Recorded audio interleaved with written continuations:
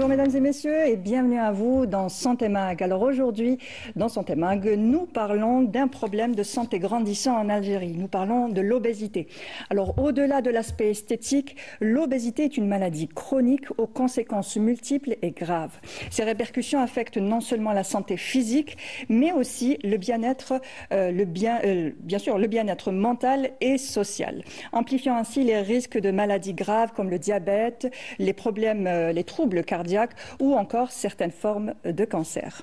Dans cette émission, nous allons aborder ensemble les différentes causes de cette maladie. Nous parlerons aussi des conséquences de l'obésité sur la qualité de vie et de la santé, bien sûr, sans oublier d'aborder les solutions existantes. Alors, de la prévention au traitement en passant par la chirurgie bariatrique, une option spécifique, mais non adaptée à tous, bien sûr. Nous ferons le point sur les moyens de faire face à ce défi de santé publique avec l'éclairage de nos spécialistes. Et j'ai le plaisir de recevoir justement aujourd'hui pour en parler, professeur Zekeri Samia. Bonjour.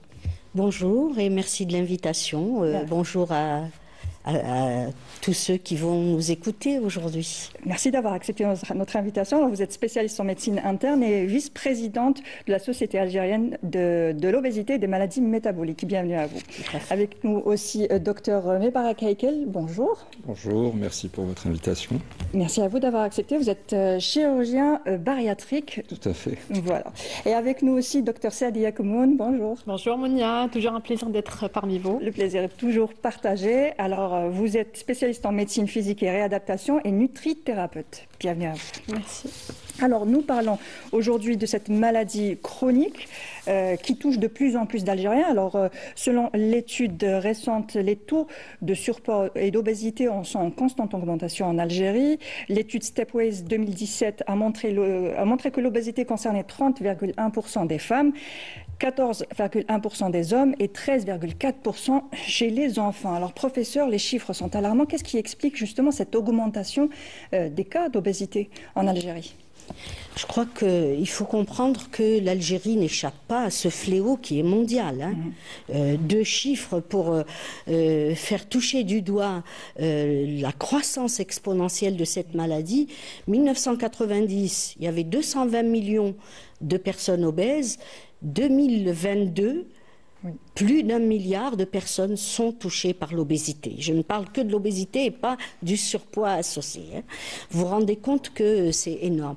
Alors pourquoi ça nous arrive à nous en particulier? Et l'inquiétude est là parce que on se rend compte que cette croissance concerne en particulier les pays en voie de développement ou même les pays pauvres aussi sont concernés par l'obésité.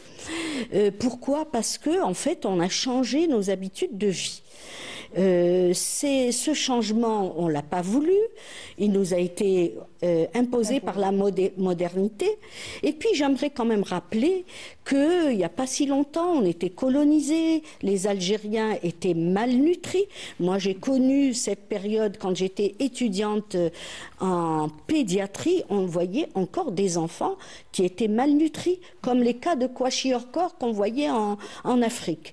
Et l'indépendance est arrivée, donc il y a eu l'accessibilité à une meilleure alimentation qui n'est pas toujours de qualité, mais l'abondance était là.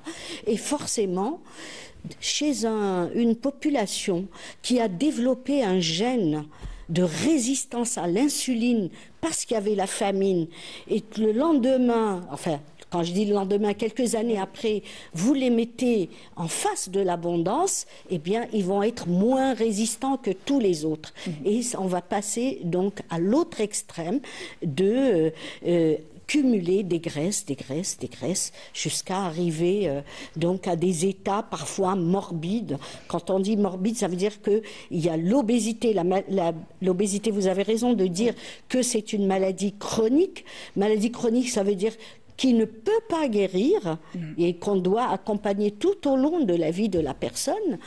Et l'obésité morbide, c'est l'obésité qui s'accompagne de maladies, d'autres maladies. Comme le diabète ou même certains cancers, des problèmes Vous les avez aussi, cités, voilà. tout à fait, mais il y en a plein. C'est toute une constellation de maladies qui tournent autour de l'obésité. Alors on va revenir sur la définition justement du surpoids. Comme vous avez dit, il faut faire la différence entre l'obésité et le surpoids. Comment peut-on définir l'obésité et le surpoids? Donc, quand on dit déjà obésité, on parle d'un excédent de masse graisseuse. On parle d'IMC, donc l'indice de masse corporelle, qui est le poids sur la taille au carré. Donc, l'IMC, on parle d'un surpoids quand il est supérieur à 25 et on parle d'obésité quand il est supérieur à 30. Après, on a les différents stades de l'obésité, d'une obésité minime, modérée, jusqu'à l'obésité morbide. Et par la suite, il y a eu d'autres définitions qui vont prendre en considération la composition corporelle, donc la masse musculaire et graisseuse. Du coup, on va avoir le taux de graisse corporelle en pourcentage. Donc, on peut parler d'une obésité à partir d'un taux de graisse corporelle supérieur à 25% chez l'homme et supérieur à 30-32% chez la femme. Donc là, c'est en utilisant la composition corporelle, donc le taux de graisse exact, avec soit la pince cutanée ou de l'impédensométrie. Justement, j'allais vous poser la question, est-ce que l'IMC suffit amplement ou y a-t-il d'autres matériels? Actuellement, il est un peu dépassé, mais il reste toujours notre référence. Et si on veut pousser encore un peu plus, on utilise d'autres explorations. Et pour les enfants, comment on fait le calcul? C'est la courbe ou alors il y a une IMC spéciale pour enfants? Comment que ça se passe? Donc les enfants, déjà, il y a les courbes de croissance. Et à partir d'un certain âge, on peut utiliser l'IMC. Mais quand on veut encore y aller plus loin, on va vers le taux de graisse corporelle qui nous donne beaucoup plus de précision. Parce qu'on peut avoir, au fait, beaucoup de graisse, peu de muscles, comme on peut avoir une bonne masse musculaire et là, une graisse corporelle qui est modérée. Du coup, ce qui compte pour nous, c'est l'équilibre graisse-muscle. D'accord, très bien. Alors, on va revenir sur les causes de l'obésité avec vous, professeur. L'obésité, donc, est une maladie multifactorielle, comme on l'a dit déjà. Quelles sont les principales causes, justement, de cette maladie de l'obésité? Quand il y a énormément de facteurs qui interviennent, on ne peut pas expliquer la maladie. Parce que s'il y avait une seule cause qui était identifiée, on pourrait vite régler le problème. Donc il y a énormément de causes, mais il faut comprendre des choses simplement, parce que là, on est dans une émission grand public, il faut que les gens comprennent. Bon, évidemment, il y a parfois une prédisposition génétique, mais il y a l'épigénétique aussi qui intervient, c'est-à-dire que finalement, l'environnement, si vous prenez, j'avais l'habitude de produire une image quand je fais les cours pour les étudiants, où vous avez une famille. C'est une toile célèbre de Botero, une famille d'obèses, mais à côté il y a un chat qui est aussi obèse. Si la famille, ça peut s'expliquer par la génétique, le chat, ça ne peut pas jouer pour le chat. Et donc c'est qu'il y a le mode de vie de toute la famille. Voilà, ça veut dire que il y a une suralimentation de cette famille-là qui a fait en sorte que donc il y a des entrées. Et il doit y avoir des sorties pour garder un équilibre. Si vous mangez beaucoup, plus que vos besoins ne le demandent, et que vous ne bougez pas, forcément vous allez grossir. Donc il faut retenir cette dynamique de entrée, sortie. Si les entrées sont égales aux sorties, eh bien, on peut garder l'équilibre. Si elles sont supérieures, parce qu'on ne bouge pas, on verse dans la sédentarité, forcément, on va grossir. Mais il peut y avoir d'autres facteurs, par exemple la prise de certains médicaments, tout à fait, ou le stress. Oui, bien sûr. Mais là, en principe, il y a des médicaments que tout le monde connaît, c'est les corticoïdes. Oui. Les corticoïdes sont parfois indispensables dans certaines maladies, en particulier les maladies auto-immunes ou encore les vascularités, etc. Donc, et là, dès le départ, quand on les met, on prévient le malade qu'on n'a pas d'autre choix, on est obligé pour contenir l'inflammation systémique, mais on leur dit c'est un régime sans sel strict. On sait bien que c'est utopique, et après il faut absolument réduire l'apport en sucre, il faut se surveiller, il faut se peser aussi 2 fois par semaine seulement. Bon, on va quand même grossir parce que les corticoïdes, c'est des hormones anabolisantes. Mais on réduit les choses si on se surveillait convenablement. Mais beaucoup de malades ne nous écoutent pas. et ne reviennent pas ou ne se surveillent pas eux-mêmes en surveillant leur poids et vont revenir au bout de 3 mois, par exemple, avec déjà, ils ont pris un nombre de kilos impressionnant. C'est vrai que le mot régime fait peur en général et on se dit je vais plus pouvoir manger, je dois compter ce que je dois manger le matin, midi et le soir. Et puis à un certain moment, on se sent un petit peu frustré et puis on lâche un petit peu l'affaire, n'est-ce pas, Dr Kemoun? Effectivement, parce qu'en fait, il y a beaucoup d'idées reçues au sujet des régimes. Donc on dit que pour perdre du poids, il faut se priver. C'est ce qu'on disait. Et du coup, les gens se retrouvaient avec des régimes hypocaloriques très stricts sur le plan calorique, mais aussi sur le plan qualitatif, donc qualité nutritionnelle. Alors que c'est très simple. Si on revient à l'alimentation de nos ancêtres, au régime méditerranéen, tout est joué. Donc, quand on parle de diète méditerranéenne, c'est manger légumes, manger des fruits, manger frais, manger... c'est pas que manger, c'est toute une hygiène. C'est bouger, c'est marcher. Il y avait vraiment cette convivialité entre les membres de la famille. Donc, en fait, le mot régime, pour moi, c'est plus les régimes stricts, c'est à bannir, mais c'est plutôt régime méditerranéen, ou si on veut dire, entre guillemets, rééquilibrage alimentaire. C'est équilibré sur le plan qualitatif et quantitatif. Voilà, qualitatif justement, on voit un peu notre alimentation ces dernières années. Il y a beaucoup d'alimentation. Cette alimentation est mise en cause, l'alimentation ultra transformée, les aliments ultra transformés. Effectivement. D'abord, une petite définition de l'aliment ultra transformé, qu'est-ce que ça veut dire au final? Ce sont des aliments qui ont subi plusieurs transformations. Donc, on va avoir des acides gras trans en premier qui sont très mauvais pour la santé. Donc, il va y avoir sécrétion dans notre corps, favorise la sécrétion de toxines dans notre corps, mais aussi ce sont des aliments très, voire hyper caloriques. Et on peut dire que ce sont des calories vides. On a un grand nombre de calories, mais qui apportent une valeur nutritionnelle très très faible. Donc on voit par exemple les chips, plein de friandises, plein de biscuits et tout. Donc c'est vraiment ça. Et s'il y a quelque chose à retenir, c'est bien la notion de calories vides. D'accord. Alors de combien de calories a besoin un adulte? On va dire l'homme, la femme et puis l'enfant. En fait, ça dépend. Donc c'est pas un chiffre bien fixe. Ça dépend de nos habitudes de vie, ça dépend de notre activité physique, notre activité intellectuelle, ça dépend de notre poids, de notre composition corporelle aussi. Mais si je peux donner une fourchette, donc la femme, ça peut varier entre 1800 et 2200 et l'homme, ça peut être entre 2200 et 2500. Et ces taux peuvent augmenter chez les sportifs. Ça dépend de la phase de la vie. Si l'enfant est en pleine croissance, l'adolescent, femme enceinte, sujet âgé, tout peut varier en fonction de nos habitudes de vie. D'accord. Voilà. Et justement, si on va essayer de prendre un exemple pour voir à peu près qu'est-ce que ça va donner en calcul. On va essayer de calculer la journée classique d'une personne.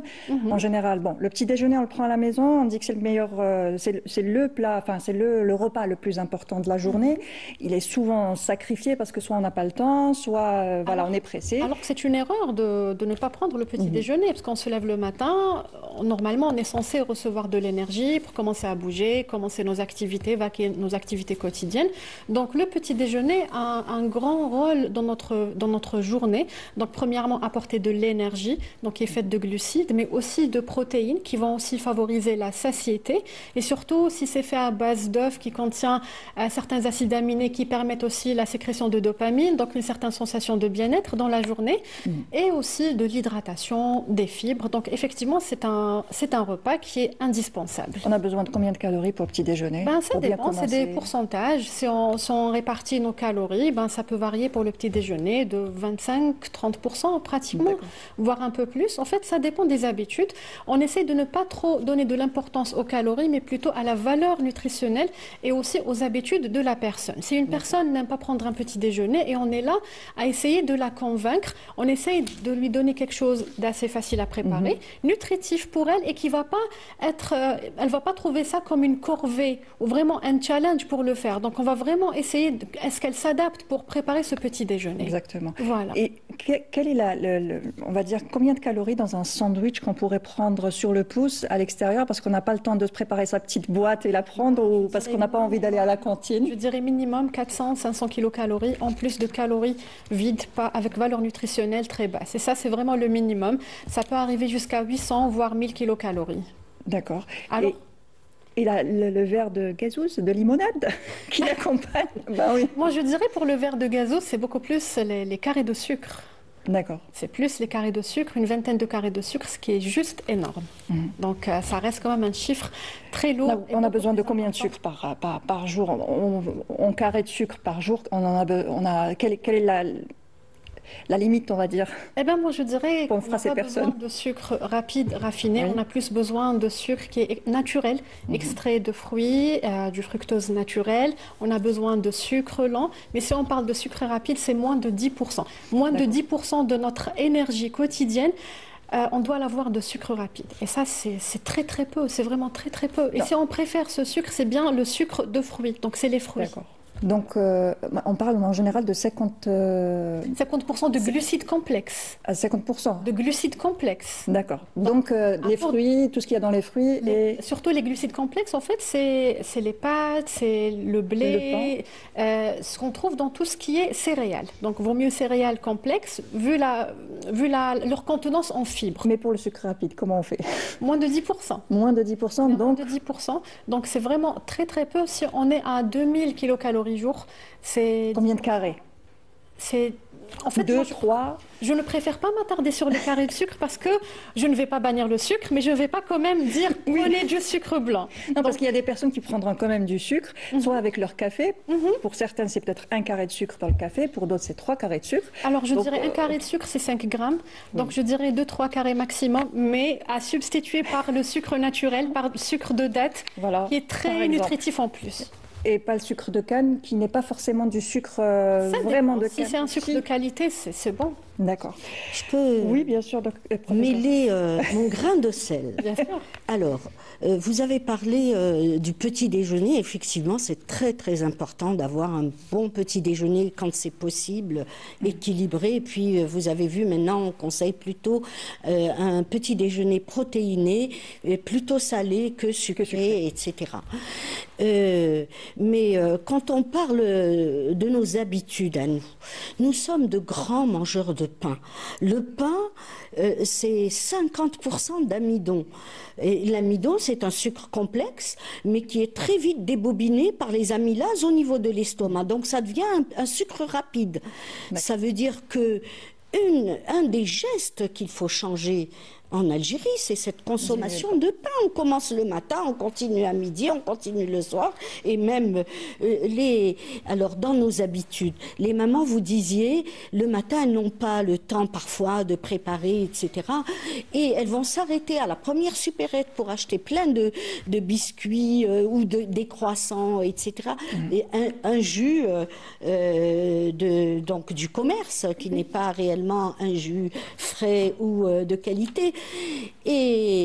Et puis après, elles vont rajouter encore des choses pour la collation. La collation, aujourd'hui, c'est connu, c'est pas du tout indispensable de prendre une collation. À la limite, apprenez à donner à vos enfants des graines, par exemple, pour leur collation. Ça coupe la faim, ça apporte des oméga 3 en particulier, des oméga 3 en particulier dont on a besoin et que le corps ne synthétise pas, et ça coupe la faim. Ça permet d'attendre le... Et alors, on a une autre habitude qui est... bon, les fruits, je vais pas... je préfère abonder dans votre sens. Les fruits, c'est bon. Mais il ne faut pas en prendre en excès. Quand on parle du fructose, nous, au départ, chez les diabétiques en particulier, on s'est mis à donner du fructose à tort et à travers, et on a récolté des stéatoses hépatiques. Trop de fructose, ça donne du gras autour du foie. C'est une autre maladie. Vous êtes exposé à une cirrhose et peut-être même à un cancer. Donc, en tout, il faut de la modération. Les fruits, oui, à condition de les prendre plutôt entiers pour garder les fibres, bénéficier non seulement des vitamines mais des fibres. Si vous les transformez en jus, vous bénéficiez des vitamines mais plus des fibres, et ça c'est dommage parce que ces fibres-là vont permettre aux aliments de monter lentement dans le corps. Il faut garder cette notion d'index glycémique. Pourquoi est-ce que notre collègue préconise des glucides à index glycémique bas c'est ça en fait. C'est pour que le corps ne soit pas obligé de sécréter tout de suite une forte dose d'insuline et après on ne se sent pas bien juste après. Exactement. Et je voulais aussi revenir sur d'autres facteurs comme les perturbateurs endocriniens qu'on trouve aujourd'hui un petit peu partout autour de nous, à la maison comme à l'extérieur. Ils ont aussi un rôle dans justement, c'est aussi un facteur de la maladie, de l'obésité. Oui, mais que voulez-vous faire? Parce qu'ils sont autour de nous, ils sont partout. Par contre, voilà, encourageons justement les gens à, s'ils peuvent, acheter des produits bio, autant que faire se peut. On sait que c'est plus cher, mais il faut se déplacer dans des endroits pour pouvoir avoir accès. Préférez tout ce que vous préparez à la maison plutôt que d'aller vers les fast-food, etc. Or, qu'est-ce qui se passe actuellement? On voit les femmes, j'en fais partie, on est tellement crevés en fin de journée que finalement on n'a pas le temps de faire à manger, on va s'acheter des pizzas ou commander, et là c'est un drame. Et ça existe partout, c'est pas qu'Alger, parce que je le vois même à l'intérieur, on se déplace, c'est comme ça. Donc il faut absolument changer tout ça. Il faut qu'on soit conscient de notre comportement. Exactement. Qui nous fait du tort. Docteur Heck, vous voulez pas... Oui, en fait, moi je voulais rebondir en réalité par rapport aux causes et les nouveaux axes de recherche sur la genèse de l'obésité vont d'abord insister sur le fait que ce soit d'abord un trouble du comportement alimentaire. Donc il s'agit en priorité de gens qui ont des habitudes alimentaires qui ne sont pas, je dirais, ma consoeur nutritionniste et le professeur Zekri sauront parler de ça mieux que moi. Mais par contre, il y a maintenant aussi des axes hormonaux sur des hormones digestives, que ce soit qu'on connaît bien maintenant, la gréline, le GLP-1, qui est utilisé maintenant pour le traitement de l'obésité. C'est une introduction par rapport d'ailleurs aux médicaments qui sont actuellement sur le marché. Et également tous les facteurs endogènes et exogènes qui peuvent créer une hypersécrétion hormonale digestive qui stimule en fait l'appétit ou la satiété. Je cite par exemple aussi la gréline, qui est la base aussi de notre chirurgie, qui est la base de la sleeve. C'est une ablation en fait d'une partie de l'estomac qui sécrète justement cette hormone de telle manière à créer une satiété. Et donc cet axe, en fait, c'est peut-être quelque part, c'est pour un peu enlever la stigmatisation qu'on a par rapport à l'obésité. Dire que c'est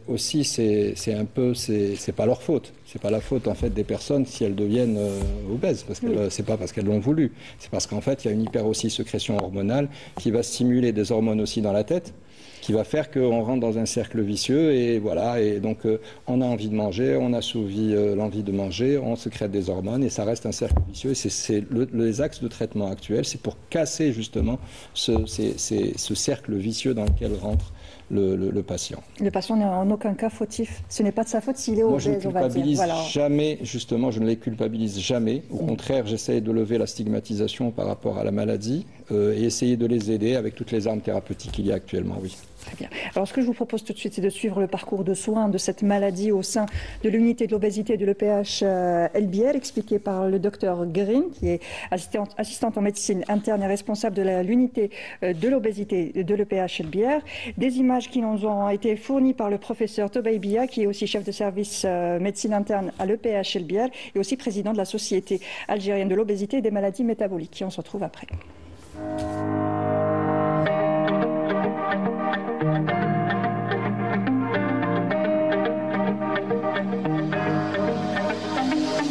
Cette unité a été créée récemment et nous l'améliorons au fur et à mesure. Nous avons une équipe pluridisciplinaire et nous travaillons tous en collaboration. Depuis la création de cette unité, nous avons remarqué un réel engouement des patients et nous recevons beaucoup de demandes de prise en charge de patients souffrant d'obésité. Le premier entretien est très important. Il dure parfois jusqu'à 1 heure, jusqu'à 1h30. Durant cet entretien, nous prenons le temps d'interroger le malade. Nous faisons un interrogatoire minutieux. Nous recherchons les antécédents familiaux, les antécédents personnels du patient, notamment des antécédents d'obésité et de maladies métaboliques. Nous recherchons également des facteurs pouvant déclencher, voire aggraver cette obésité. D'accord, nous le recherchons afin de les prendre en charge plus tard. Par la suite, nous réalisons un examen clinique complet, donc appareil par appareil, à la recherche des complications et le retentissement de cette obésité. La prise en charge de l'obésité comporte plusieurs volets. Le premier volet est celui de l'éducation thérapeutique. L'éducation thérapeutique, elle est réalisée au sein de notre salle dédiée à cela, notre salle d'éducation thérapeutique, et nous abordons plusieurs thèmes concernant l'obésité. Après donc l'éducation thérapeutique, nous avons le deuxième volet de l'obésité qui est le volet diététique. Donc nos patients sont pris en charge sur le plan diététique, nous leur expliquons comment réaliser un rééquilibrage alimentaire. Nous prenons en charge également le patient sur le plan psychologique. Donc nos patients qui ont des troubles du comportement alimentaire ou des désordres psychologiques sont pris en charge par notre psychologue. Et cette étape, j'estime qu'elle est cruciale parce que si on ne règle pas les problèmes psychologiques du patient, malheureusement les troubles du comportement alimentaire vont continuer et ça va aller à l'encontre donc d'une perte pondérale ou d'une bonne évolution du patient. Également, nous conseillons à nos patients une activité physique. Il faut que l'activité physique ou sportive soit adaptée à l'état de santé du patient. La prise en charge de l'obésité est un parcours long et difficile. En effet, nous avons malheureusement beaucoup de patients qui sont perdus de vue en cours de route. Pour cette raison, qu'il faut qu'on améliore notre prise en charge et qu'il faut que le patient soit au centre de la prise en charge et il faut qu'il se sente compris et soutenu. On vient de voir un petit peu le parcours de soins du patient. Justement, quels sont les différents professionnels de santé impliqués dans cette prise en charge multidisciplinaire, professeur? Alors, en fait, il y a plusieurs niveaux de prise en charge de l'obésité. Et ça, nous l'avons inscrit dans un guide. Il y a même eu une émission où on avait parlé de ce qui avait été entrepris. Au départ, le socle, ça doit être la prévention. Et donc, toutes les personnes... أعوذ بالله من الشيطان الرجيم إن الصلاة كانت على المؤمنين كتابا موقوتا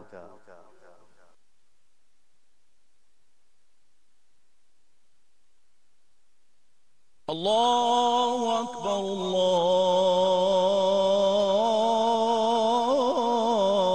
الله أكبر أشهد أن لا إله إلا الله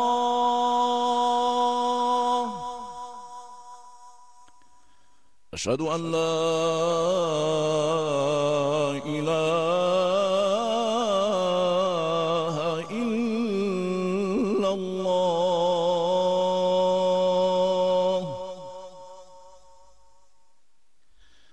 أشهد أن محمدًا رسول الله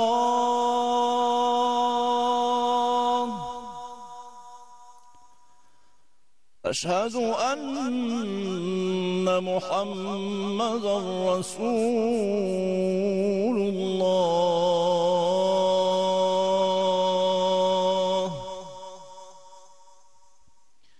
حي على الصلاة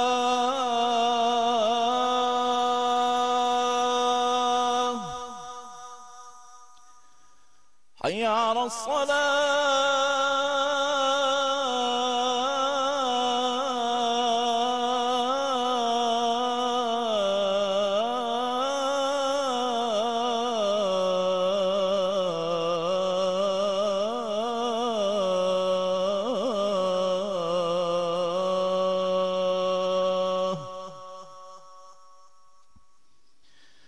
حي على الفلاح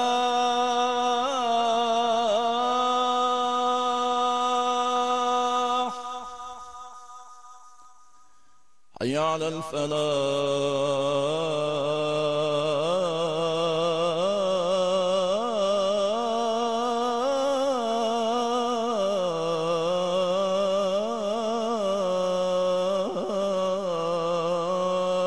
الفلاح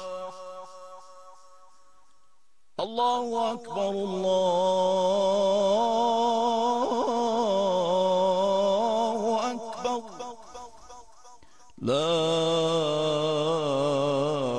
إله إلا الله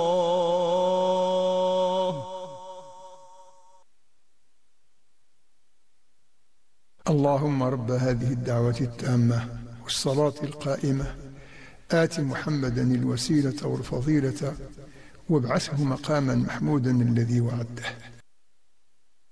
Qui s'occupent de la santé sont impliqués là-dedans, qu'il s'agisse de la sage-femme, de l'infirmier, du médecin généraliste, du spécialiste. Du médecin de famille. Du médecin de famille. Les UDS aux écoles. Voilà. Et après, il y a plusieurs niveaux. Donc le niveau 1, c'est le médecin justement ou de famille ou le médecin généraliste, c'est le médecin de proximité qui existe un peu partout dans toutes les villes, je dirais même les villages, etc., qui doivent apprendre à peser, toiser et mesurer le malade. Parce qu'on a parlé tout à l'heure du BMI, on n'a pas parlé par exemple du tour de taille qui est très très important parce que toute la graisse n'a pas la même signification. C'est quand on a de la graisse autour du ventre, ça veut dire qu'elle a déjà enveloppé les viscères et c'est là qu'il y a la résistance à l'insuline et c'est là qu'elle est corrélée avec les états morbides comme les maladies cardiovasculaires, les cancers, le diabète multiplié par 8, hein, on fait 8 fois plus de diabète quand on est obèse que quand on ne l'est pas. Et voilà, donc ça c'est le premier niveau. À côté de ça, nous avons parlé dans la conception de l'organisation de cette prise en charge, nous avons parlé des consultations spécialisées en obésité. Et là, bien entendu, il faut que les gens soient formés. Nous n'avons pas encore commencé à l'exécution de toute cette conception. Alors, les unités spécialisées en obésité doivent se retrouver ou dans les EPH en particulier.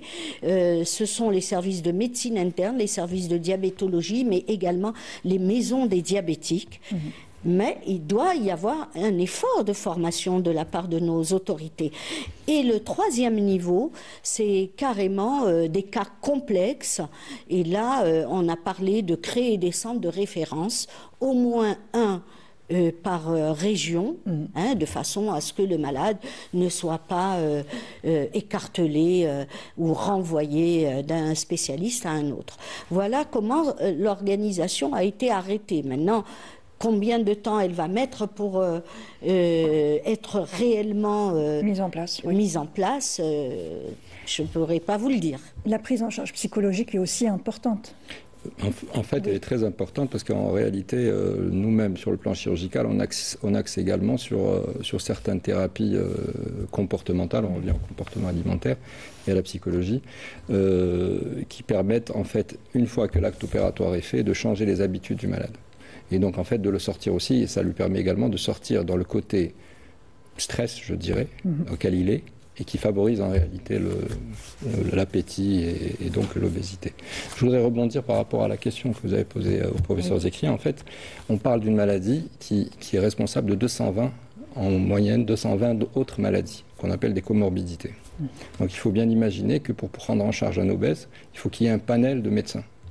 Donc par exemple, lorsqu'on va démarrer une activité de chirurgie bariatrique, on va s'entourer par des professionnels qui sont aussi bien des médecins internistes que des cardiologues, que des pneumologues. En fait, chaque spécialité va concerner, je dirais, un volet de ce patient. La plupart du temps, on a des malades qui ont d'autres maladies associées, que ce soit un diabète, une hypertension. Il ne faut pas oublier aussi également un chiffre, 30% des cancers gynécologiques sont dus à l'obésité, il ne faut pas oublier ça, qui est très important, c'est énorme.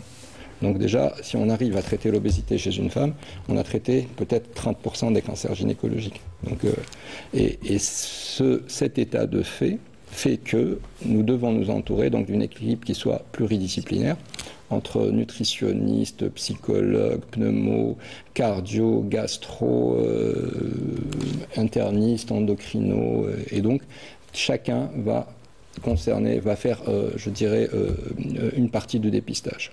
Et ce qui se fait actuellement au niveau de l'EHP de Birtaria est quand même un exemple, parce que je connais bien le service et je connais bien le Dr Green, elle fait très très bien son travail justement par rapport à ça. Elle a eu même à prendre en charge des malades, moi qui suis dans le libéral, elle a eu à prendre en charge des malades aussi par rapport au Vous avez diagnostic, orienté, oui. voilà, au diagnostic préopératoire. Voilà. Très bien. Et l'importance aussi du nutrithérapeute, nutritionniste aussi. Il est, Effectivement. D'ailleurs, pardon, Oui. quand on a parlé de créer des consultations spécialisées en obésité, il n'y a pas que le médecin qui est dedans. Hein. Oui. Il y a le nutritionniste. D'ailleurs, pour ce niveau, on aurait souhaité avoir des médecins nutritionnistes pour chapeauter l'équipe. Mais sinon, il y a le nutritionniste tout court à sa place, le psychologue à sa place. C'est pas une personne, hein, c'est multidisciplinaire. Le diététicien et le médecin nutritionniste. Tout à fait. Effectivement. Voilà. Donc, Mounia, par rapport à ta question, en fait, actuellement, même avant une chirurgie bariatrique, donc nos confrères chirurgiens envoient d'abord les patients pour un changement des habitudes alimentaires avant d'entamer la chirurgie.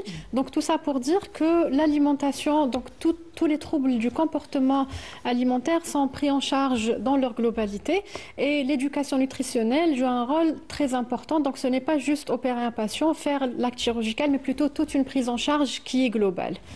Voilà. Donc. Et Oui, bien peut-être sûr. finir, juste rebondir sur ce que dit également Madame, c'est qu'en réalité, on a un souci en fait par rapport à la nutrition post-opératoire. En fait, en préopératoire, là, on a commencé avec le professeur Batobaïbia à faire des formations par rapport aux nutritionnistes en chirurgie bariatrique. On n'a pas encore de nutritionnistes spécialisés en chirurgie bariatrique, donc qui permettent de suivre les malades en post-opératoire, mais c'est en train d'arriver. Donc, nous sommes très optimistes. Car nous sommes bien aidés par le professeur Tobaïbia, le président de la SAOM, et également par Madame Zekri sur ce plan. Tout est à faire, mais en fait, je pense qu'on est sur de bonnes rails par rapport à ça.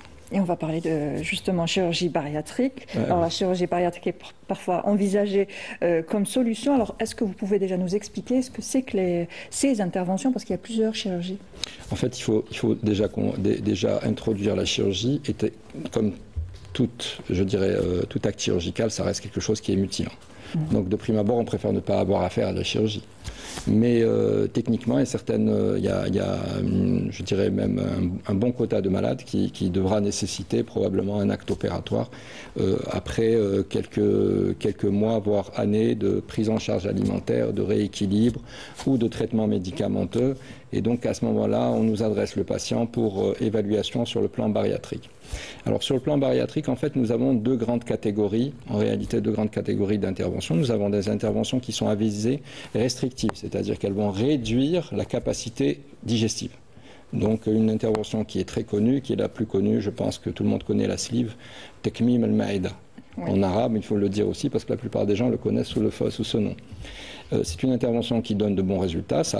Elle est classée parmi je dirais en première, voilà, elle représente à peu près 60% des interventions de chirurgie bariatrique. D'accord. Et nous avons également des techniques qu'on appelle malabsorptives, de malabsorption. Alors la sleeve, c'est le fait d'enlever une partie de l'estomac. C'est le fait d'enlever la partie 70% de l'estomac. C'est une gastrectomie verticale en fait. On va enlever 70% de l'estomac. On va laisser donc un estomac qui a une capacité réduite, qui fait à peu près 120 à 150 millilitres. Cette partie, pourquoi est-ce qu'on l'enlève? Parce qu'elle est responsable de la sécrétion d'une hormone dont on a parlé tout à l'heure, qui est la gréline. Également, le fait qu'il y ait un petit réservoir, donc la capacité alimentaire va être réduite. Et nous avons également un troisième effet, qui est un effet GLP-1, qui est en fait dû au ralentissement de la sortie des aliments de l'estomac. C'est-à-dire qu'il va y avoir un effet de ralentissement de la vidange gastrique. Bien. Mais nous avons, je dirais, un ennemi par rapport à la sleeve, c'est les mangeurs de sucre, que Madame connaît, qu'on appelle les sweet eaters. Les mangeurs de sucre peuvent compenser la quantité alimentaire par leur qualité. Un morceau de chocolat, vous allez manger une demi-tablette de chocolat, c'est l'équivalent d'un gigot. En calories, je dis ça pour imager. Donc en fait, c'est plus simple de manger, de prendre un soda par exemple, ça a une grosse valeur nutritive, ça peut passer dans une sleeve, mais voilà, et c'est pour ça qu'on a créé une deuxième catégorie d'intervention qu'on appelle les interventions de malabsorption. On associe en fait à la réduction gastrique, on va associer un court-circuit intestinal. Ce court-circuit permet, je dirais, de créer une malabsorption en fait. Je sais que nos amis n'aiment pas trop ce mot parce que c'est synonyme de dénutrition, mais en fait on crée une malabsorption. On diminue l'absorption des sucres et du gras. Mais également, on doit diminuer l'absorption des vitamines, de certains éléments, de certains oligo-éléments, un peu de fer. Tout ça a été un petit peu, je dirais, réduit. Depuis quelques années, on fait des bypass qui sont courts, ce qui nous permet d'avoir moins de déficit nutritionnel qu'on compense par la prise d'un médicament. Un seul médicament pour toutes les carences? Un seul médicament actuellement.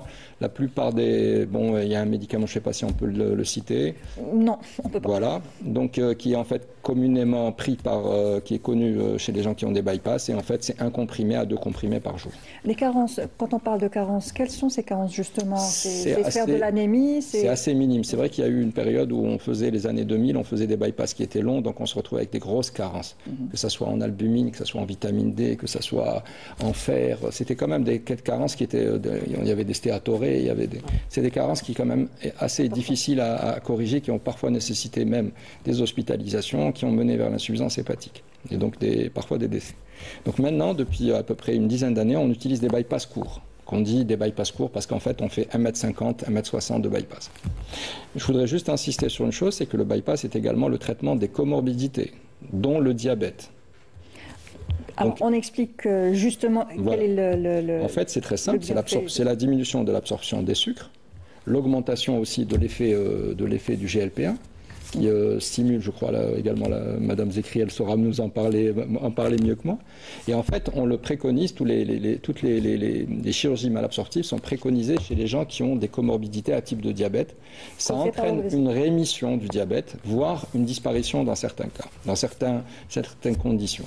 Mais le diabète qui a été causé par l'obésité. Bien sûr, cela va de soi. Il faut que le diabète soit un diabète de type 2, donc qui soit induit par l'obésité. Donc voilà.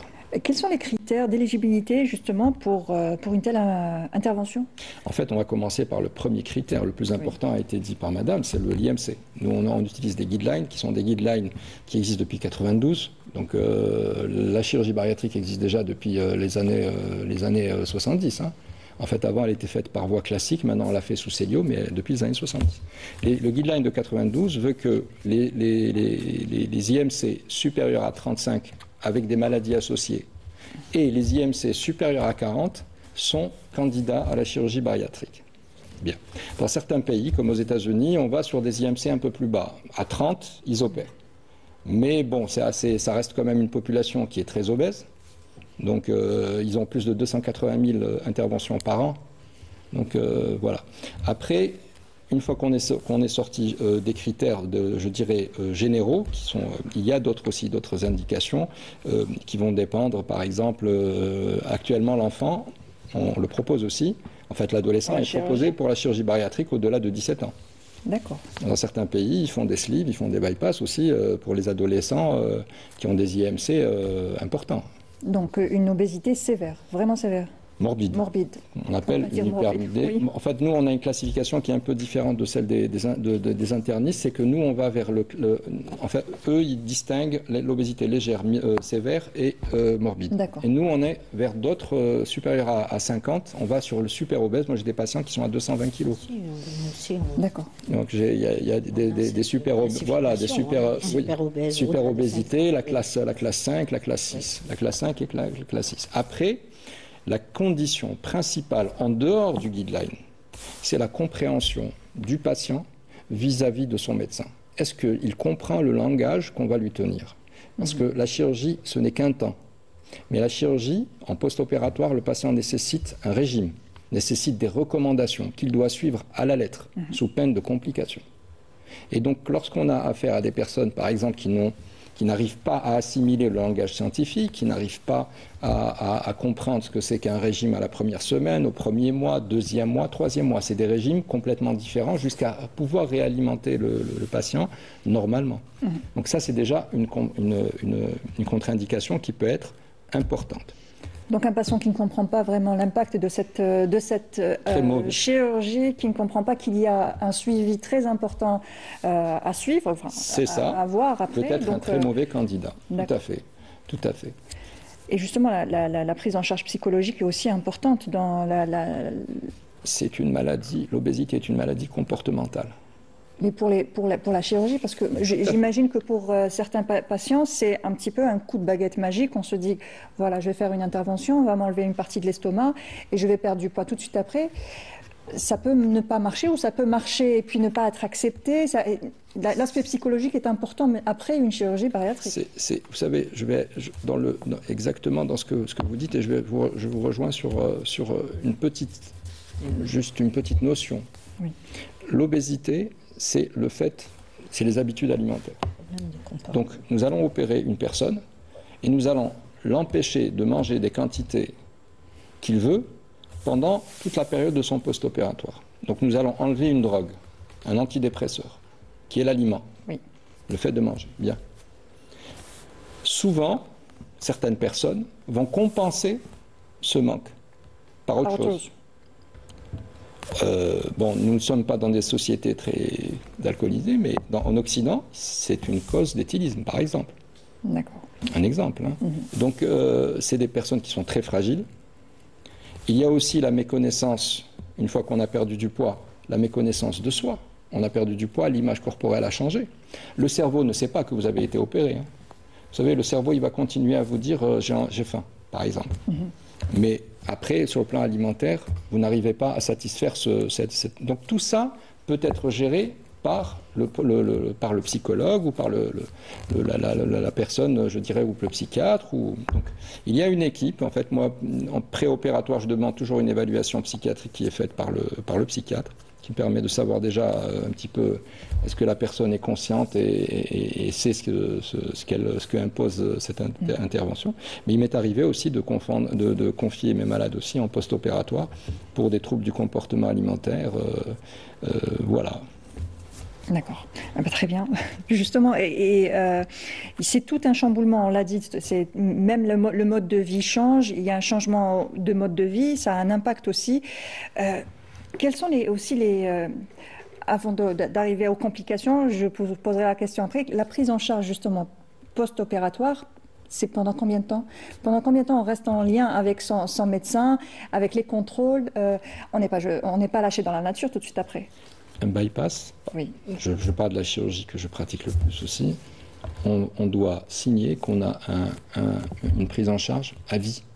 Parce qu'en fait, ce n'est pas le médecin qui ne va pas chercher après le malade. Moi, il m'est arrivé d'envoyer des massages. Voilà, il y a ce qu'on appelle une perte de follow-up, une perte de suivi.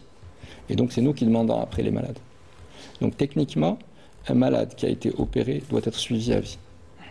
Après, ça ne veut pas dire qu'on va le suivre, on va le voir toutes les semaines. Il y a des rythmes pendant la première année, la deuxième année, etc. Bon, et par rapport au type d'intervention, le suivi d'une sleeve n'est pas le même que le suivi d'un bypass. Voilà. Donc, mais pendant je dirais, les 2 premières années, d'ailleurs on appelle cette période la lune de miel. La lune de miel, vous l'avez oui. Vous savez pourquoi en fait? C'est parce que la perte de poids est la meilleure pendant les 2 premières années. Et très rapide. Exactement. Oui, très rapide. Elle est impressionnante. Et en fait, les reprises de poids se font à partir de la 3e année.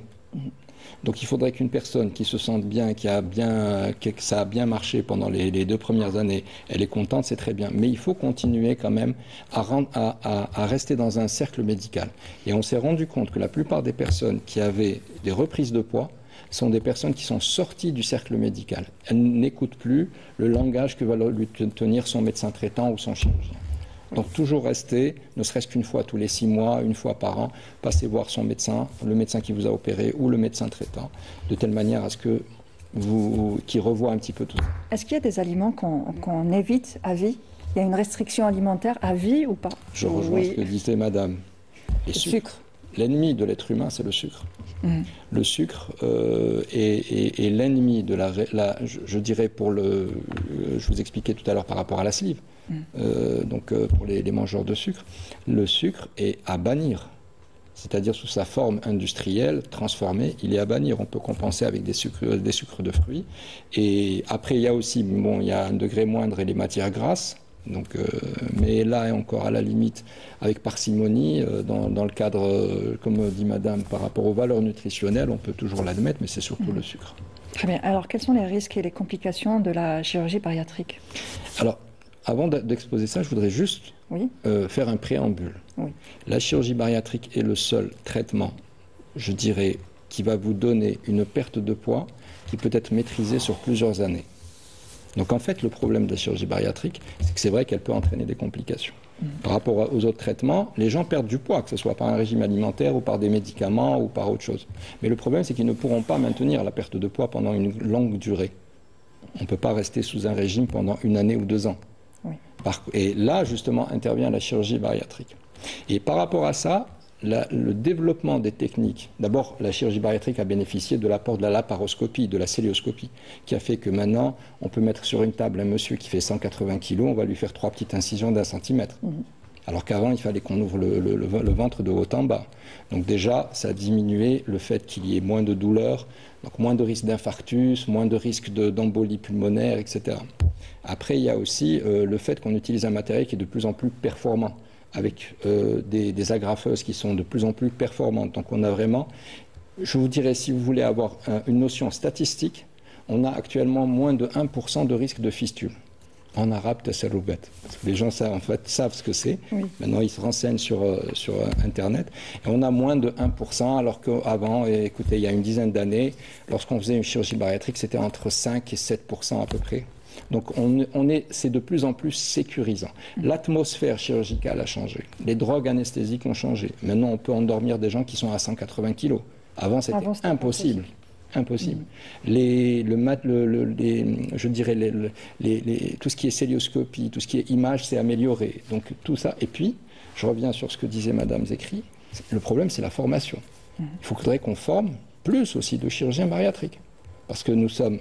Le chiffre, il faut le dire, nous sommes pratiquement à combien? 12-13 millions sur les chiffres de 2016, 12-13 millions de la population qui est obèse. Hein. Donc, à un moment donné, il faut aussi un traitement qui puisse être efficace au long cours.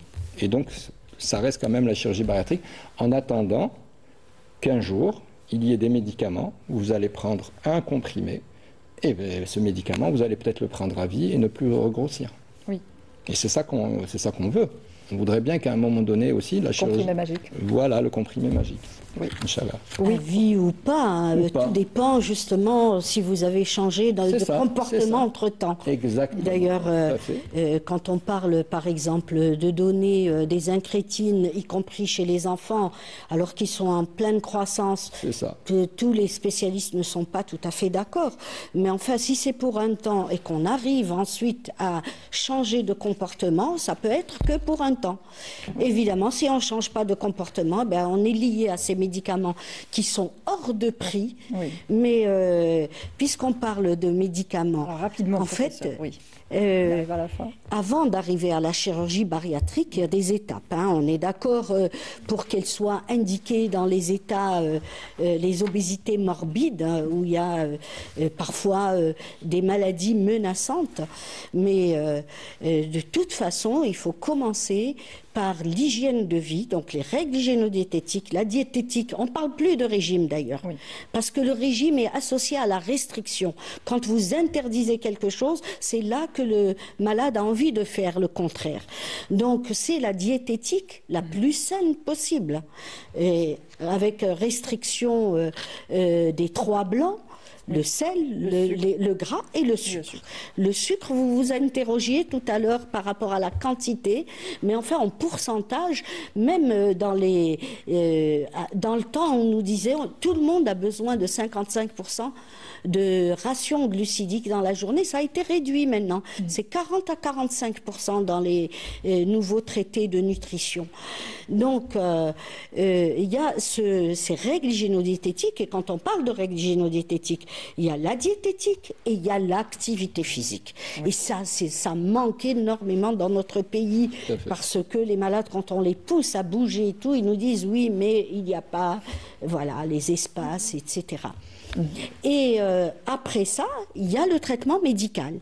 Et ce n'est que quand il... Bon, je parle des paliers. Ça ne veut pas dire que nous, en Algérie, nous disposons de tout, hein, parce que les premiers médicaments ont déçu, on les a abandonnés.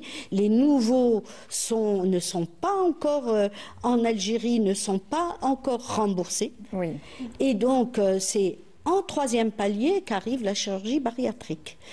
Et dans l'intervalle, il faut tout le temps ce lien entre le malade et l'équipe d'éducation thérapeutique, le nutritionniste, etc., pour aller vers le changement de comportement alimentaire. Voilà. Merci professeur, et avec ces mots on finit l'émission. Merci professeur Zekri, merci à vous d'avoir participé aussi à l'émission, et merci à vous, chers amis téléspectateurs, de nous avoir suivis jusque-là. Je vous souhaite une bonne fin de journée avec le reste des programmes de la chaîne. Au revoir.